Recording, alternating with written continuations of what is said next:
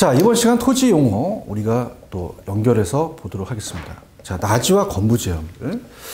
자, 나지라는 개념과 갱지 저지는 제가 분류를 했고요. 자, 우리가 시험 문제는 나지 평가액과 건부지 평가액이 나옵니다. 그럼 나지 평가액이라는 자체는 나지는 토지에 정착물이 없죠.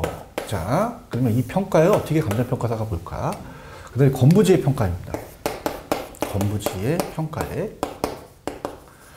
어떤 것을 높게 평가하냐 들어갑니다. 자, 그러면 토지에 건물이 들어서 있는 부지는요.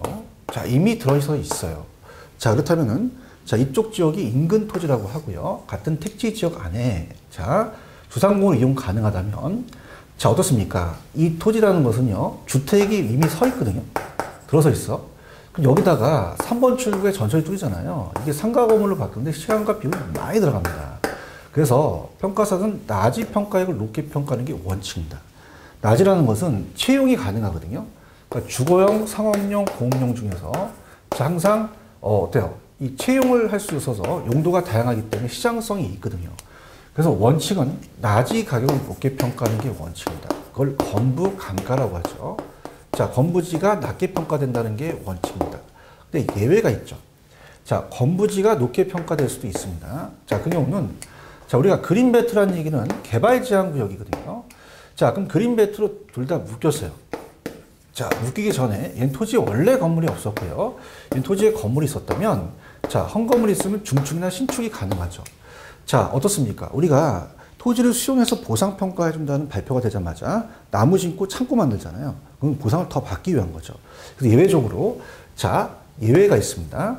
예외적으로 개발 제한 구역에 대해서 자, 우리가 공법에서 그린벨트를 개발 제한 구역으로 배우십니다. 그럼 개발 제한 구역 내에서는요. 자, 이거는 어떻습니까? 자체적으로 건물이 있느냐 없다는 거죠. 그래서 건부지가가 됩니다. 자, 이건 이제 조금 책에 읽어보시고요. 거기 제가 위에 해놨죠. 그렇기 때문에 이걸 이렇게 암기합니다. 정보가 손을 안 댔어. 그럼 나지가 높게 평가되는데 정보가 손을 댔어. 그럼 구역 내에 지정을 하거나 규제를 하게 되면 건부지가가 될 수 있다. 그렇게 우리가 보시면 됩니다. 자, 그래서 제가 그 위에 보시면은 나지 평가액이 더 높게 평가되면 건부감가, 건부지가 평가액이 높게 평가 건부진가, 특히 건부진가라는 걸 체크하신다면 개발 제한 구역 안에 건부지 가격이 더 높게 평가될 수 있더라. 자, 이렇게 보시고요. 자, 한계지는 택지용의 최원망권이죠. 그래서 한계지는 요즘 출제가 잘 안 됩니다. 한계지라는 것은 자, 택지라는 게 뭐죠? 우리가 주거용, 상업용, 공업용이죠. 그럼 안쪽은 상가가 있고요. 상업용이 있고, 그 다음에 주거용이 있고요. 그 다음에 공업용이 있죠. 그럼 여기와 농지와의 경계선을 얘기합니다. 자, 그래서 여기까지 택지용의 최원망권상의 토지를 얘기합니다. 그렇게 한번 보시고요. 자, 성수지와 미성수지도 우리가 땅이 울퉁불퉁한 건 아직 미성수지예요. 택지가 개발하면 바로 성숙돼서 건축이 가능한 땅으로 가는데 참고하시고. 자, 후보지와 이행지가 잘 나옵니다. 별표 3개.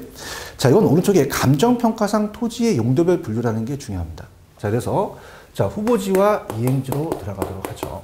후보지와 이행지입니다. 그 후보지와 이행지로 간다면 자, 우리가 토지라는 것이요. 자, 농지, 자, 임지, 농지, 택지로 나눠져요. 그래서 임지가 있고, 그 다음에 농지가 있고, 그 다음에 택지가 있습니다. 자, 그래서 임지가 농지가 택지로 바뀌면 가치가 높아지잖아요. 그럼 택지는 3가지가 있어요. 주거용, 상업용, 공업용이 있고요. 자, 앞쪽에서 제가 잠깐 얘기한 우리가 28가지 종목에서 농지라는 것은 전답 가수원이라는 게 있죠. 전답 가수원이 있습니다. 자, 3가지가 있고요. 자, 임지 지역은요, 우리가 용재림 같은 여름에 앉아계신 채권상하고 시탈림 같은 땔감 떼는 지역을 용재림이라고 합니다. 자, 그러면 후보지와 이행지에서 우리가 어떻게 시험 문제 우리가 봐야 되냐면요. 자, 농지가 택지로 바뀌는 과정 중이에요. 자, 바뀐 전도 아니고 후도 아니고 과정 중입니다. 자, 이거를 택지 후보지라고 얘기하죠. 자, 그렇다면은 자, 크게 본다면 이쪽으로 바뀌게 되면요. 이 선을 넣으면 후보지가 됩니다. 자, 이렇게 선을 넘었기 때문에 자, 이거는 대분류라고 합니다. 그래서 이건 지역 상호간이에요. 지역 상호간 나오면 후보지고 자, 이 안에서 바뀌면 지역 내에서 바뀝니다. 그럼 지역 내에서 바뀌면 소분류죠. 자, 그럼 이거는 우리가 이행지가 돼요.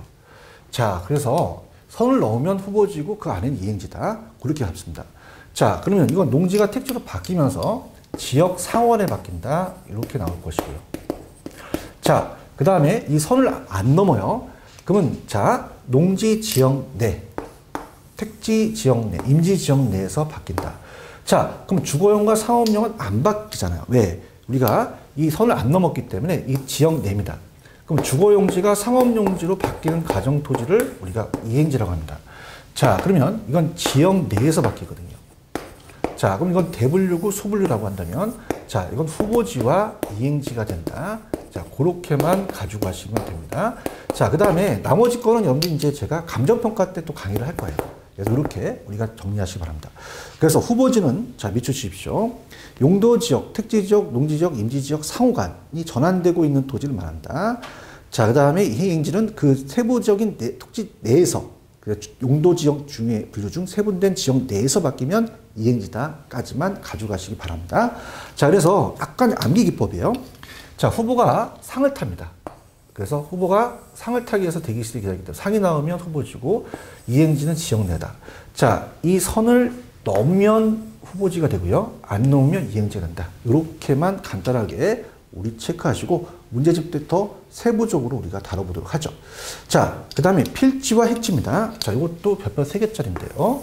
자, 아주 중요합니다. 필지와 핵지로 가죠. 자, 필지와 핵지로 가겠습니다. 자, 필지는 우리가 지번이에요. 번지. 그죠? 번지를 거꾸로 하면 지번이죠.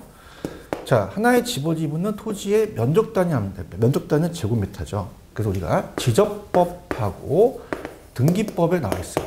공시법에서.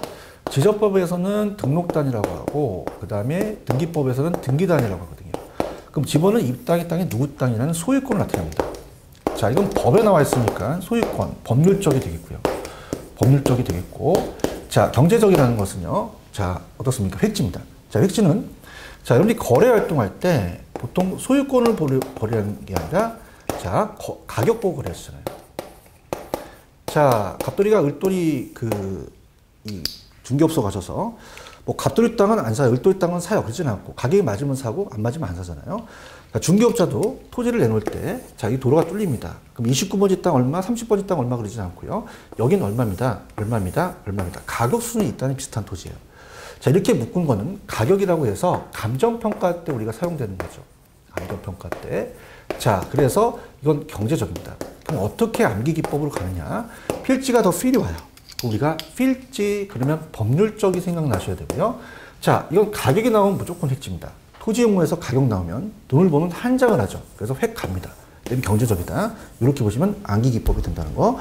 자, 들어가 보도록 하죠. 펜 들어보세요. 자, 요거는 제가 그 박스로 정리해 볼게요. 넘겨보십시오. 필지와 핵지의 관계입니다. 여러분들이 우리가 핵지와 필지가 같은 경우도 있고, 필지가 크거나 핵지가 작은 경우도 있고, 핵지가 큰 경우도 있거든요. 그래서 이거는 이제 감정평가 때 제가 개별 구분 일과할 때 말씀을 드리겠고요.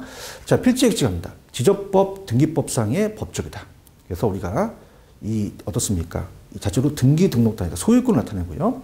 자, 획지는, 자, 가격 보면 획 가죠. 그래서 우리가 획지라는 것은 어때요? 감정평가 시 획지가 개념이 중시한다는 거 꼭 체크하시고, 특히 인위적으로, 자, 사람이 나눌 수가 있고요. 한 필지를, 자, 3번지를 주유소와 카센터로 나눌 수 있고, 자연적, 강북과 강남이 또 틀리겠죠. 자, 우리가 강을 따라서 행정적은 용도지역으로 나눌 수 있습니다. 그래서 가격, 다른 토지와 가격 수준이 비슷한 토지 구별되는 그 무조건 획지 찍으셔야 돼요. 활동의 개념이다. 그렇게 보시고요. 자, 그 다음에 공지와 포락지로 가겠는데요. 자, 공지로 먼저 가죠. 공지와 공한지는 좀 다릅니다. 자, 공지입니다. 공지는, 자, 우리가 이 건폐율이라는 것을 공법 시간에 배우세요. 자, 건폐율이라는 것은, 자, 이게 건축이라는 거고요. 폐가 면적이고, 자, 유리 비율입니다. 건축 면적 비율이죠. 자, 그럼 우리 비율하면 학교 앞에 게 올라갑니다. 건축 면적이 올라가고요. 건축 면적이 올라가고, 밑에는 대지 면적이 내려간다는 얘기죠. 자, 그러면 예를 들어서, 자, 원래는 이 토지에 대한 면적 단위는 제곱미터인데 평으로 그냥 볼게요.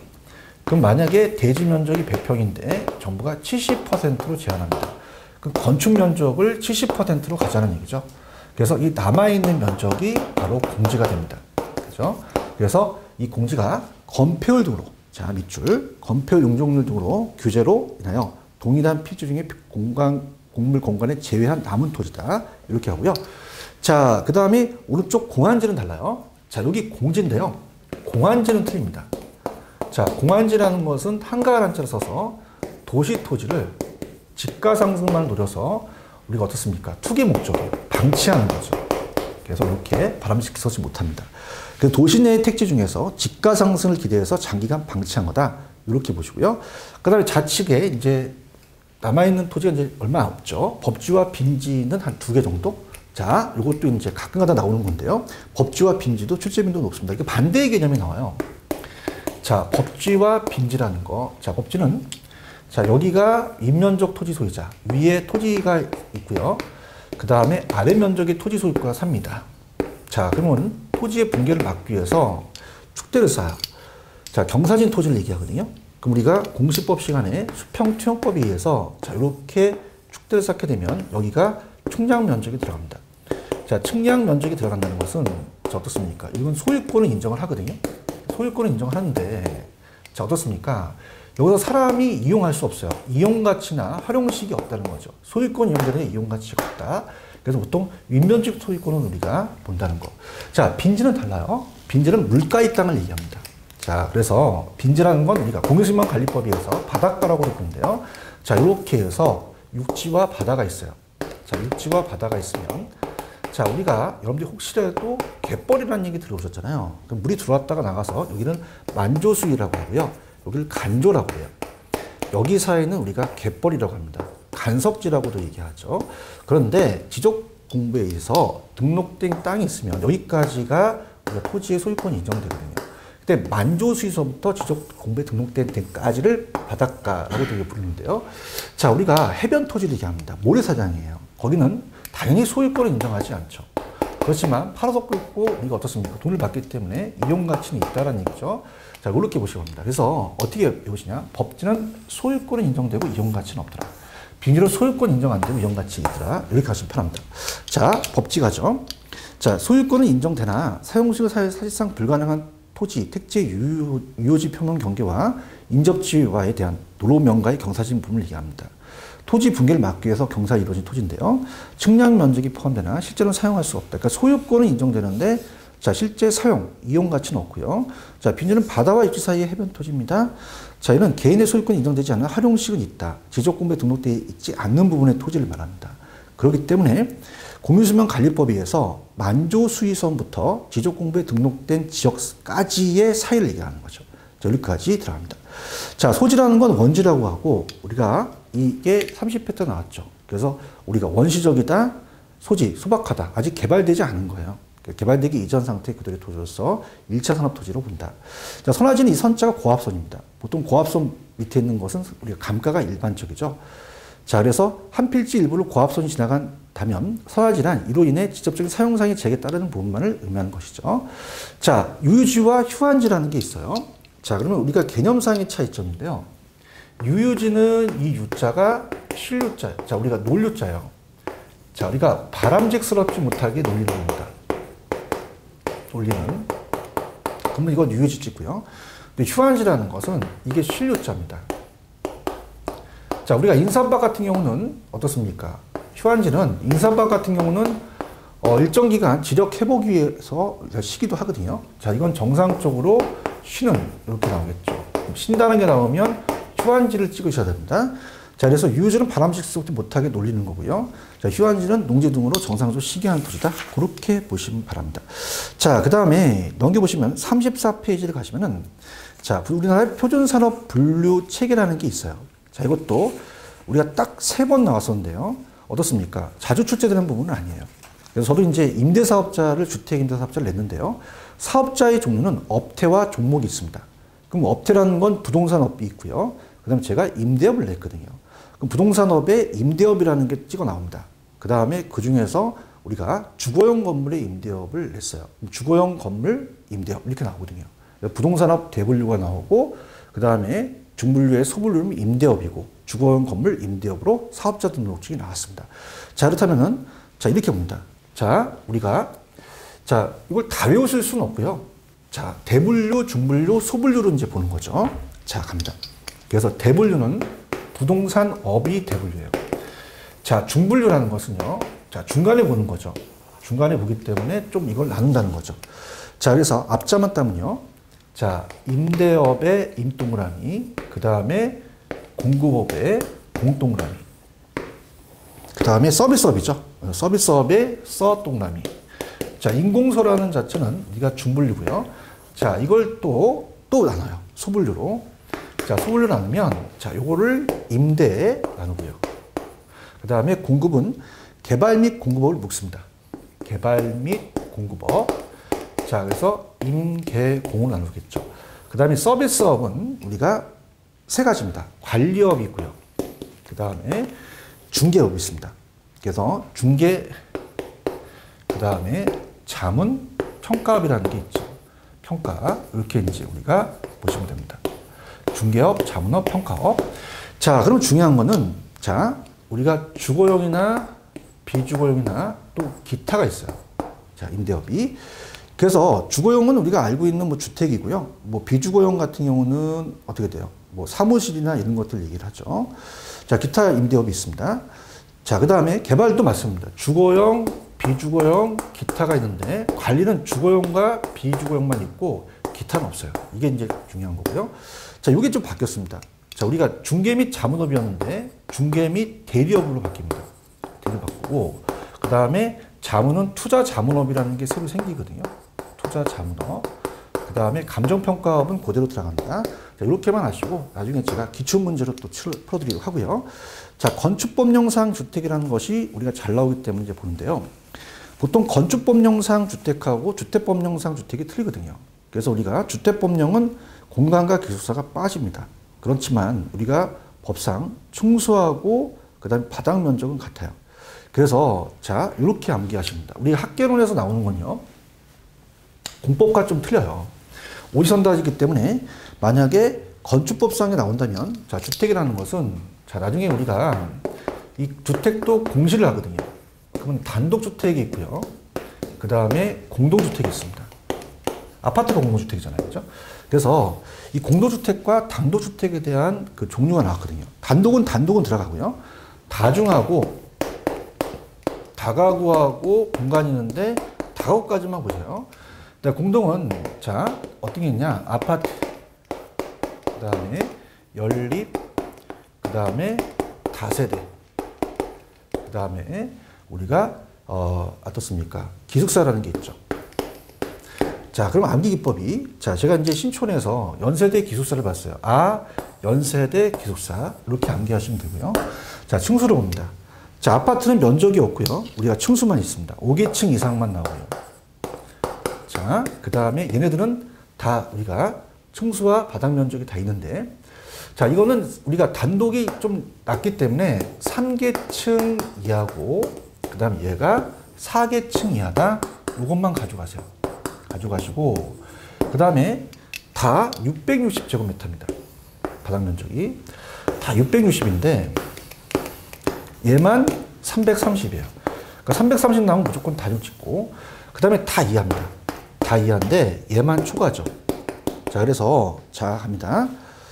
자, 단독과 공동에서 아, 연세대 기숙사 암기하시고 자, 다중과 다가구는 3계층, 연립 다세대는 4계층 다 660인데 다중만 330 초과하는 거는 연립 이렇게 해서 하시면 암기가 아주 잘 될 겁니다.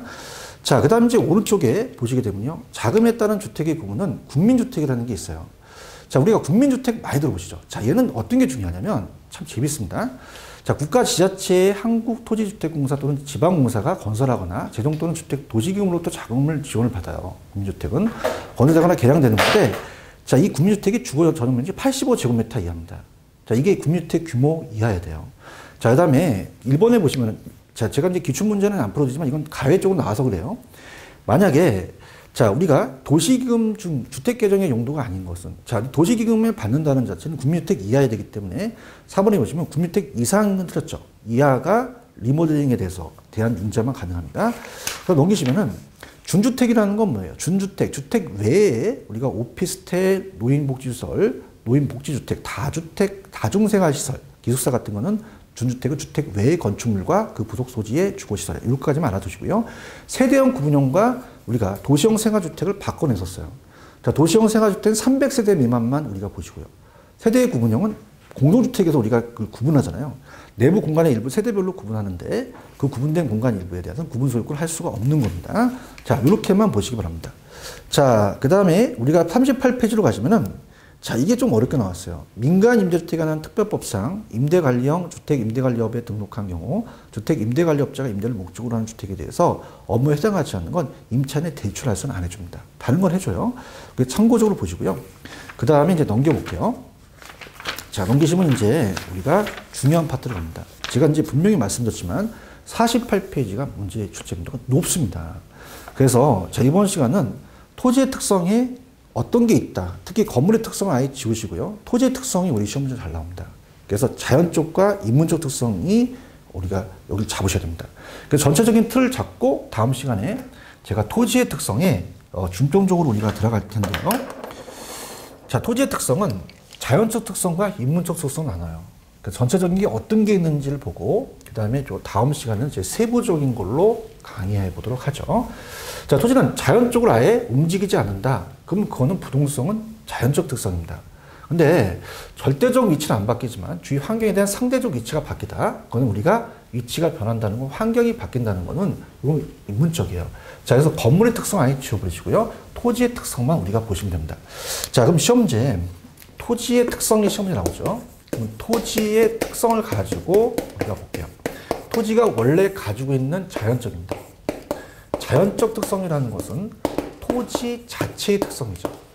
근데 자, 인문적 특성이라는 것은요. 토지 자체의 특성이 아니라 자, 인간이 활동을 하면서 얻어지는 인간관계에서 얻어진 겁니다. 자, 그럼 자연 쪽과 인문 쪽을 가지고 우리가 갑니다. 자, 자연적이란 말은요. 제가 다음 시간에 물리적이라는 게 꼭 들어간다. 그럼 자연적이라는 것은 물리적으로 불가능합니다. 될 수가 없다는 얘기입니다. 할 수 없다. 근데 인문 쪽은 가능하거든요. 그래서 용도가 다양하기 때문에도 가능하다. 그러면 이게 용도의 다양성 때문이니까 가능하다라는 게 맞아요. 자, 그래서 우리가 이 물리적이라는 단어가 꼭 붙어야 됩니다. 자, 그래서 부동성이라는 말도요. 토지가 이동할 수 없지만 물리적인 이동이 안 된다는 얘기예요. 물리적 이동이 이렇게 보시고요. 자, 토지가 부중성에 의해서 증가시킬 수가 없어요. 자, 그것도 우리가 물리적인 공급은 안 된다는 겁니다. 자, 그리고 자, 그럼 부동성 때문에 이동할 수가 없지만 자, 우리가 이 경제적인 위치는 가능하다는 게 들어오십시오. 자, 29번지가 아파트고요. 30번지가 공원이면 아파트의 가치가 올라가요. 그럼 절대적 위치는 불변입니다. 절대적 위치는 절대 안 바뀌어요. 불변이라고 한다면 자, 우리가 상대적 위치가 바뀝니다. 그럼 이 상대적 위치가 바뀐다는 건 주변 인문적 환경이 바뀌는 거죠. 그래서 어떤 게 튀어나오냐면 사회적, 그 다음에 경제적, 그 다음에 행정적 위치가 바뀝니다. 자, 이렇게 바뀐다는 것은 절대적 위치가 아니라 우리가 위치의 가변성은 상대적 위치가 바뀌기 때문에 상대적 위치를 경제적 위치라고 하거든요. 그래서 상대적 위치는 바뀌기 때문에 환경은 바뀔 수 있더라라는 얘기입니다. 자, 이렇게 해서 가변적이다 말을 쓸 수 있고요. 자, 부중성 때문에 물리적 공급은 안 돼요. 이제 들어보십시오. 자, 그러나 우리가 농지에서 택지로 바뀔 수가 있습니다. 자, 그래서 바다가 있고요. 용지가 있고 농지가 있고 택지가 있다면 자, 농지가 택지로 전환된다는 것은요. 없던 토지가 만들어진 게 아니라 용도가 전환된 거죠. 자, 왜 그럴까요? 용도가 다양해서 그렇습니다.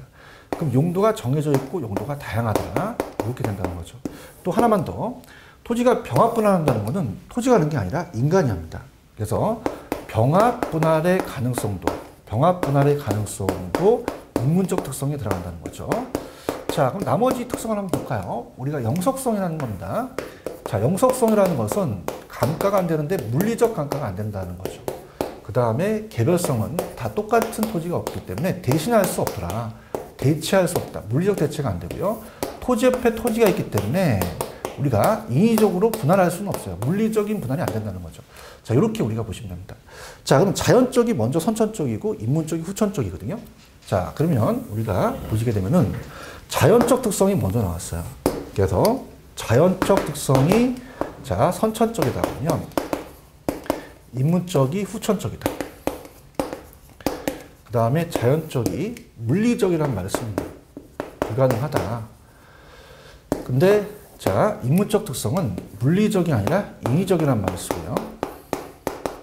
자, 자연적이 어떻습니까? 불변적이라면 인문적은 항상 가변적으로 바뀔 수 있더라 가정합니다. 자, 그 다음에 자연적 특성은 경직돼 있어요. 경직적이지만 자, 인문적도 그때그때 신축적으로 변할 수 있다. 이런 표현을 쓰거든요. 이렇게 하시면 정리가 됩니다. 책에 가도록 하죠. 자, 펜 들어보세요. 자, 49페이지 가시면 자연적 특성이라는 게 있습니다. 자연적 특성은 자, 어떻습니까? 물리적이라는 면이 중요하죠. 그래서 물리적으로 범죄적 성격을 달리하고 있기 때문에 선천적이고 절대 불변이며 이렇게 되는 거죠. 자, 그래서 우리가 넘겨보시면은 그럼 인문적 특성은 어떻게 될까요? 넘겨보시면요. 자, 인문적 특성은 52페이지에 있습니다. 자, 인문적 특성은 우리가 경제적, 제도적 특성이라고 말하기도 해요. 그래서 요거는 토지의 자연 특성과 달리 토지와 인간의 관계에서 얻어지는 특성입니다. 그러니까 인간이 활동을 하면서 얻어지는 특성이에요. 그러면 선천적이 아니라 후천적이고 불변적이 아니라 가변적이고 물리적이 아니라 인위적이라는 말 꼭 기억하시기 바랍니다. 자, 그러면 가볍게 우리가 토지의 특성, 부동성으로 한번 가볼게요. 자, 부동성으로 가서 우리가 시험에 잘 나오는 부분만 우리가 한번 살펴보고 가겠습니다. 자, 부동성은 이동할 수 없더라. 그러면 지리적 좌표가 고정되어 있거든요. 그럼 지리적 위치의 고정성이라고 합니다. 안 움직여요. 자, 그럼 어떤 게 제일 중요하냐면요. 제가 지역마다 다르다는 표현을 쓰겠습니다. 자, 물건마다 다른 게 아니라 지역마다 다르다 라고 하면서 지역적 특성이 나타나는 겁니다. 그래서 시장의 국지성이라는 말을 씁니다. 그래서 시장이 다 다르기 때문에 하나씩 국지화시키고 그 다음에 지역화시킵니다. 국지화, 지역화. 자, 그래서 이런 표현을 써요. 자, 이건 이제 우리가 부동성 때문이죠. 그 다음에 시장이 세분화되어 있습니다. 자, 이게 무슨 얘기냐? 한번 우리가 들어보도록 하죠. 자, 전국이 있으면요. 부동산은 지역마다 다릅니다. 그럼 서울하고 인천이 달라요. 자, 모나리 볼펜이 만약에 이 볼펜이 인천에서 1,000원이다. 그럼 여기는 1,000원인데 서울은 2,000원 판다. 그럼 누구나 다 돈을 벌겠죠. 그럼 우리가 전국적으로도 모나리 볼펜은 같습니다. 근데 인천은 모나리 볼펜이 초과 공급으로서 우리가 어떻습니까? 담아두면 초과 수요가 돼서 모자랄 수도 있죠. 수급 조절이 돼서 가격이 우리가 항상 균형 가격은 형성되는데 토지를 움직이지 않기 때문에 지역 전체가 연계가 되진 않아요. 그래서 지역마다 다른 가격이 나타날 수밖에 없고요. 자, 서울도요. 구마다 틀리고요. 그 구에 있는 동마다 틀리고 번지마다 다릅니다. 시장이 세분화돼서 우리가 어떻습니까? 부분 시장으로 분석을 해야 되죠. 전체 시장이 아닌 움직이지 않기 때문에. 그 다음에 세 번째 또 잘 나오는 거는 자, 서울에서 인천 땅을 사려면 임장 활동을 해야 돼요. 장소를 직접 가야 됩니다. 임장 활동을 해야 되고 자, 정보를 우리가 서울에서 부동산 하다가 인천으로 가면 정보를 다시 캐야 되죠. 그 다음에 중개업이라는 게 필요하다. 이 세 가지가 꼭 중요하고요. 그 다음에 네 번째는 우리가 지역 분석하고 외부 효과라는 게 지역 분석은 평가에서 나오고 외부 효과는 정책 파트에서 나옵니다. 자, 이게 인접성을 가지고 관련이 돼요. 그래서 인접성과 연결시켜서 우리가 볼 텐데요. 자, 들어가 보도록 합니다. 자, 자동차는요, 움직여요. 그러면 모닝이라는 자동차가 옆에 벤츠라는 자동차가 있다고 해서 가치가 올라가는 건 아니잖아요. 인접됐다는 말 쓸 수 없죠. 근데 토지는 인접돼 있어요. 29번이 땅에 30번지가 인접됐기 때문에 여기 아파트가 있는데 공원이 있다. 그럼 당연히 아파트의 가치가 올라갑니다. 그러면 외부 효과가 발생될 수 있고 지역 분석을 해야 되죠. 자, 그럼 모닝은 인접성이라는 말을 쓸 수 없기 때문에 부동성도 쓸 수 없어요. 그 다음에 모닝은 강남에서는 비싼데 강북은 쌉니까? 그렇지 않죠. 근데 지역 분석은 틀려서 아파트가 강북, 강남이 틀리듯이 지역 분석이 꼭 필요합니다. 그래서 펜을 들으시기 바랍니다. 부동성입니다. 자, 일단은 제가 중요한 것들만 가볼게요. 니은의 국지화 동그라미, 그 다음에 지역 분석 동그라미, 자, 그 다음에 지역마다 다르다. 외부 효과, 그 다음에 넘깁니다. 자, 넘기시면, 자, 일단 키워드만 먼저 말씀을 드릴게요. 자, 넘기시면 이제 중요한 게 세분화시킨다. 부분시장, 그 다음에 임장활동, 정보활동. 자, 그 다음에 어떻습니까? 그 정도만 보시면 돼요. 나머지는 사이드예요. 자, 그래서 자, 그렇게 이제 보시고요. 제가 다음 시간에는 부동성하고 개별성을 연결시켜서 우리가 살펴보도록 하죠. 부동성의 기초적인 개념만 같습니다. 다음 시간에 뵙겠습니다. 수고하셨습니다.